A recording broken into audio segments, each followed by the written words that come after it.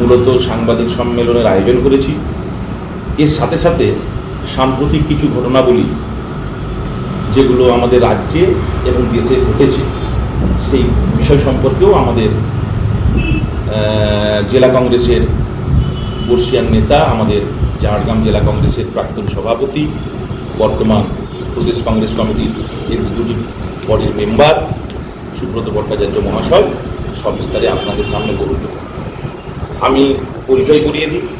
আজকে আমাদের এই সাংবাদিক সম্মেলনে উপস্থিত আছেন আমার বাম পাশে প্রদেশ কংগ্রেসের সহসভাপতি যজ্ঞেশ্বর হেমব্রম, পাশে আছে জেলা ছাত্র পরিষদের সভাপতি অম্বরীশ সিংহ, মহিলা জেলা কংগ্রেস সভানেত্রী চন্দনা দাশগুপ্ত, আমাদের যুব কংগ্রেসের সভাপতি দমন হাঁসদা এবং ঝাড়গ্রাম শহর কংগ্রেসের সভাপতি সঞ্জয় পান্ডে। মূলত 21শে জুলাই এবং 9ই আগস্ট এই দুটি হচ্ছে আমাদের আজকে সাংবাদিক সম্মেলনের। 21শে জুলাই কংগ্রেসের কাছে এটা একটা যেমন একটা অতীতের সংগ্রামের লড়াইয়ের ইতিহাস, তেমনি আমাদের কাছে 21শে জুলাই একটা শপথ,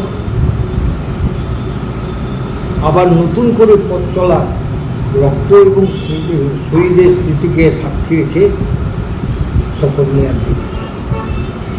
সেই হিসেবে 93 সালে যে রক্তঝরা দিনে কংগ্রেসের নেতৃত্বে যুব কংগ্রেসের ডাকে যে মহাকরণ অভিযান হয়েছিল, যদিও সংবাদপত্রে কে অভিযান বলে বলছে, এটা মহাকরণ মূলত মহাকরণ অবরোধ করার কর্মসূচি ছিল, মহাকরণকে ঘেরাও করে রাখা রাষ্ট্রপতি শাসনের দাবিতে।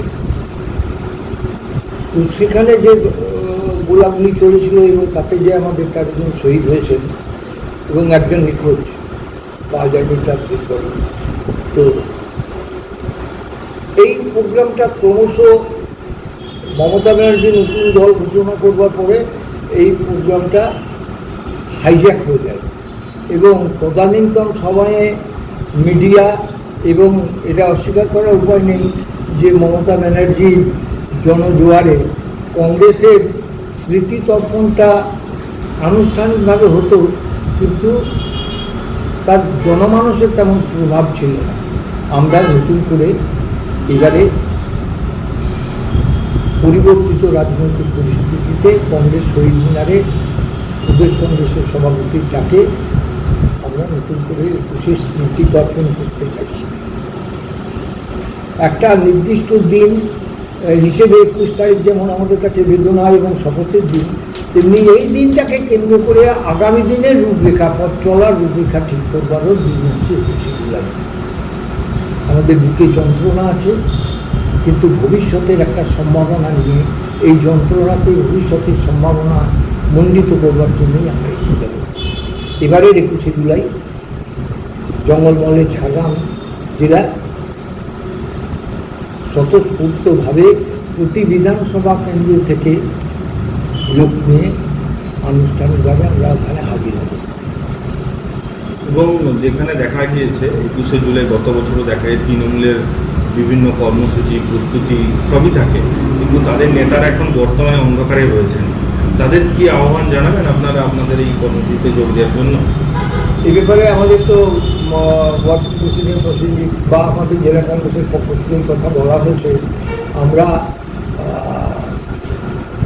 তৃণমূল স্তরের তৃণমূল কংগ্রেসীদের যারা সততার সঙ্গে রাজনৈতিকভাবে তৃণমূল দলটা করছিল, রোজগার কিংবা ক্ষমতার দম্ভে দুর্নীতির ব্যক্তি রেখে যারা রাজনৈতিক পজিশনে, তাদেরকে আমরা আহ্বান করছি কংগ্রেসে ফিরে আসবার জন্য। এখন 21শে জুলাই নিয়ে ধরুন, সেদিন যাদের রক্ত রঞ্জিত, যারা 21শে জুলাইয়ের মূল বাম ফ্রন্টের সিপিএমের সঙ্গে থেকে 21শে জুলাইকে রক্তাক্ত করছিল, সেই ঋতব্রতও এখন 21শে জুলাই পালন করছে। ইতিহাসের মানে কী বলবো প্রহসন, তিনি এখন 21শে জুলাইয়ের যিনি সেদিন রক্ত নেয়ার একজন হোতা ছিলেন এবং পরবর্তীকালে 21শে জুলাই সম্পর্কে যার এত বিষোদ্গার ছিল, তিনিও আজকে 21শে জুলাই পালন করছেন এবং তিনি নিজেকে আসল তৃণমূল দাবি করছেন। আমরা ওই বিতর্কের মধ্যে যাব না কি আসল কি নকল। আমরা বলছি তৃণমূলের বিসর্জন হয়ে গেছে। কংগ্রেসকে শক্তিশালী করবার জন্য সমস্ত স্তরের রাজনৈতিক কর্মীদের আমরা আহ্বান করছি কংগ্রেসে যোগ দেওয়ার জন্য।